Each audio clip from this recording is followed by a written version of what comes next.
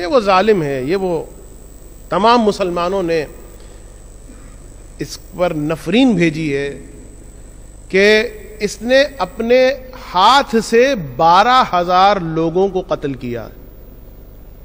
دیکھیے آج کل 12,000 لوگوں کو قتل کرنا اس گرم اسلحے کے ذریعے سے اتنا بڑا کوئی مسئلہ نہیں ہے, لیکن تلوار اپنے ہاتھ سے 12,000 آدمیوں کو قتل کرنا, جس میں بہت بڑی تعداد سادات کی ہے, اہل بیت کے ماننے والوں کی.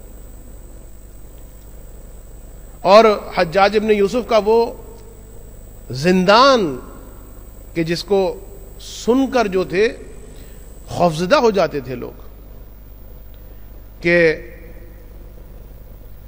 80,000 افراد اس کے زندان میں قیدین, 12 سال سے, 15 سال سے, جن میں سے جو تعداد ملتی ہے 50,000 کے قریب مرد تھے, 30,000 کے قریب خواتین, اور الگ الگ کسی سیل میں نہیں رکھا ہوا. وہ عجیب زندان بنایا گیا تھا. اور یہ بتانے کی ضرورت نہیں کہ اس میں سے اکثر جو تھے وہ کون تھے, اہل بیت کے ماننے والے یا سادات کرام. اور اس زندان کا جو اسٹرکچر تھا وہ اس طریقے سے بنایا ہوا تھا کہ ایک میدان ہے, میدان کے ارد گرد جو ہے وہ باؤنڈری وال بنا دی گئی ہے, اور کوئی چھت نہیں, دن میں دھوپ میں پڑے ہوئے ہیں, رات میں اوس گر رہی ہے. اور ایک عجیب حرکت یہ تھی کہ باؤنڈری کے اوپر جگہ تھی, فاصلہ تھا, اسپیس تھا, اور اس پر سپاہیوں کو مختلف جگہ پر پتھروں کے ساتھ بٹھا دیا جاتا تھا. ان کا کام یہ ہوتا تھا کہ اگر کوئی شخص دن میں کسی وقت دھوپ سے پریشان ہو کے کسی دیوار کے سائے میں آ جائے تو پتھروں سے اس کو مارتے تھے. اتنا مارتے تھے کہ وہ پریشان ہو کے بہرحال پھر دھوپ میں آ کے بیٹھ جاتا تھا. اب یہ دن بھر چکر چلتا تھا.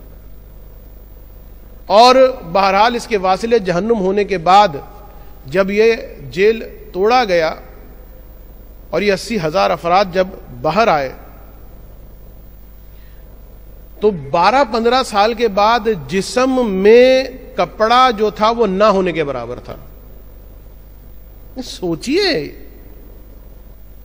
یعنی اس جیل کے اندر کے جہاں پر وہ سیدانیاں بھی ہیں, جہاں پر وہ مومنات بھی ہیں, اور وہاں پر وہ دوسرے افراد بھی ہیں, کس طرح سے زندگی گزاری ہوگی.